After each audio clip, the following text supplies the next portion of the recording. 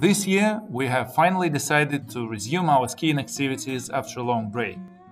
So please welcome one of the highest towns in the Italian Alps, Livigno. Let's go! There are a lot of reports about Livigno already, but I would like to give you a less personal and more general view of the place. So I will do my best to make it useful, but if you have any questions left, please feel free to get in touch in the comments below.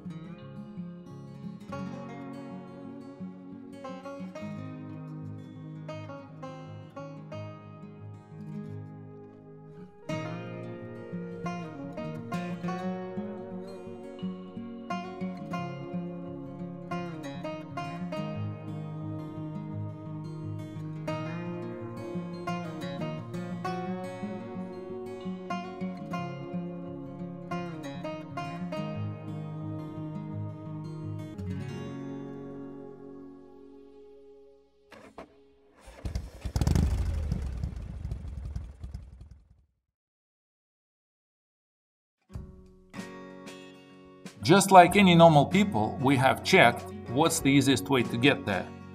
And if you're going from the north, the fastest route goes through Switzerland and the so-called Montlacera tunnel, which is why we bought a ticket for it in advance, but the reality proved to be a lot more complicated than we expected.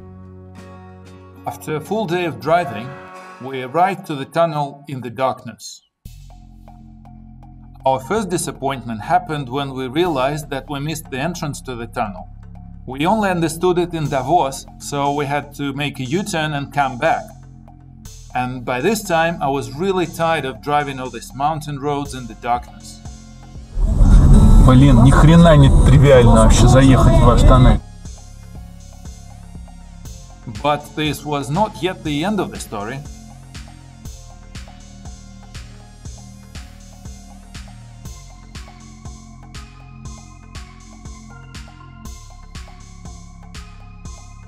Hello.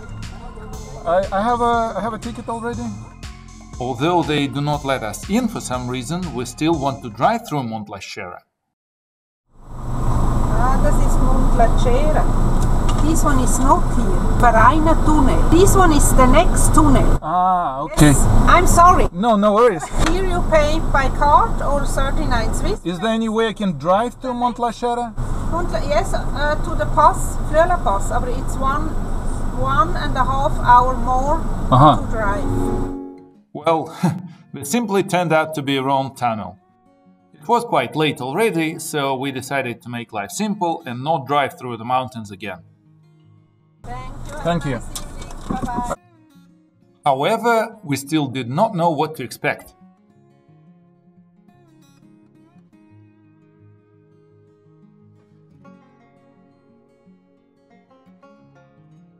We felt a little bit easier now, but we still didn't know where this train will take us.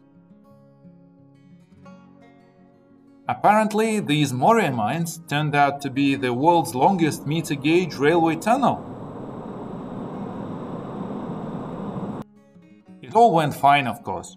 We passed through the mountain and about 20 minutes later we reached the Montlacera tunnel which we were looking for. It is actually very narrow, there's just one line, so it reverses directions from time to time. And at night when we reached it, we could get from Switzerland to Italy. But it did not work when we were leaving in the morning, so we had to go around. The next morning, we woke up in Livigno, with bright white snow, shining sun and plans for fantastic skiing. But first we have to deal with the equipment, because not every one of us have it. And despite some people saying that you can borrow the newest equipment for about 30 euro per day, we managed to find a teenage set from one of the previous model years in a very good condition for only about 50 euro for 6 days. It is a little bit more difficult with the ski pass. Since Livigno is a tax-free zone, there is no single ski pass for all areas. But there's always an exception. The so-called Alta Valtellina ski pass allows you to ski in Livigno as well as in Bormio and San Colomban areas. It's a great idea if you want to travel around, but it also makes it a little bit more complicated to get this ski pass. we could not buy it in a normal way at the bottom of the ski lift, so we had to go to Livigno Spa Center, which is the only place which sells it. But Livigno is definitely worth this effort. All in all, Livigno is a fantastic place price-wise. Ski passes are not really expensive, and sometimes their price is included into the accommodation, although we were not that lucky. Livigno also offers a teenager ski pass for everyone under 15, so we were lucky to only need 2 adult ones and 1 teenage ski pass. And I should also say that Livigno has a very long, low season. Generally speaking, Livigno is not a huge place. It only has about 115 kilometers of slopes, which are divided into 2 areas on both sides of the valley. The first one is called Carosello, which is on the other side of the valley, and this one is called Mottolino, which I'm standing on now. And while Carosello goes directly to the town, you need to take a bus to go to the slopes of Mottolino. Fortunately, these buses are free for all ski pass holders, but the whole public transport system in Livigno is quite confusing. We have taken the wrong bus a couple of times. In addition, the very center of Livigno is pedestrian, so sometimes you have to walk with the skis from the bus to the slopes and back. Due to the pandemic, there were not many people in Livigno, and the slopes are really well maintained. They're well serviced overnight and sometimes even during the day. But unfortunately, we found that on some tracks there are quite a lot of stones, which we ran into a couple of times, and we were really worried about the deposit for the skis. In the end it was fine, but we understood that it is actually a very good idea to check the slope slowly and carefully before going there. With all that said, I cannot say that the slopes are really picturesque. There is only a small part with a forest around at the bottom of Mottolino, and the rest of the tracks are quite naked. Apart from the slopes, there is also a spa center in Livigno. We did not go there, but on one of the slopes in Mottolino we found a real plain.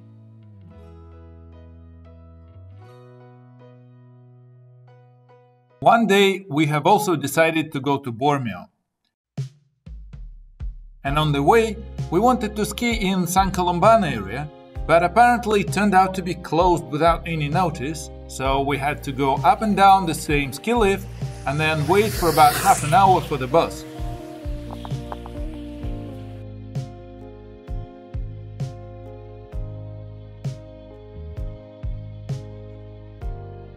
Here is Bormio, but we finally realized it's not worth going there at all.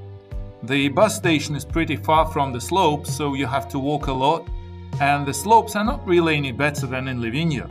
And if not the World Cup, which they were preparing for, it would have been a completely lost day.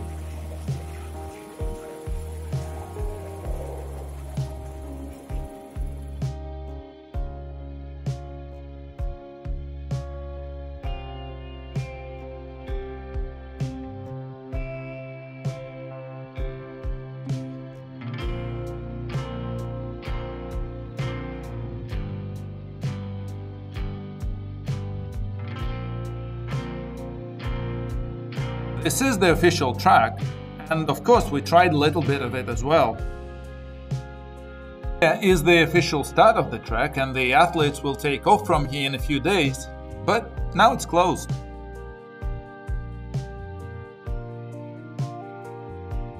All in all, Bormio did not impress us at all.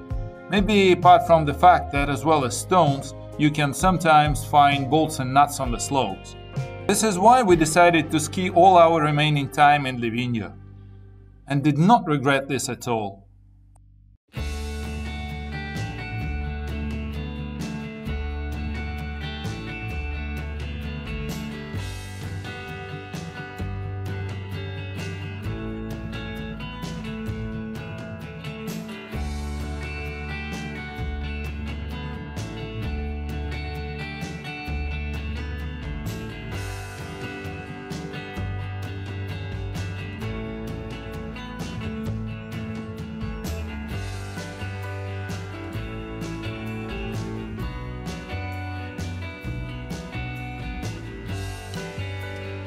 Well, this is about it.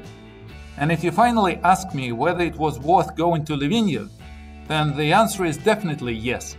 It turned out to be nice and cute, there are some places to ski, unlike in Bormio, for example, which is probably not worth a visit, unless you go there specifically. Livigno is great if you are not looking for massive nightlife or fancy restaurants, and also if you do not mind riding the same track a couple of times. Livigno is small and cozy. Let's go!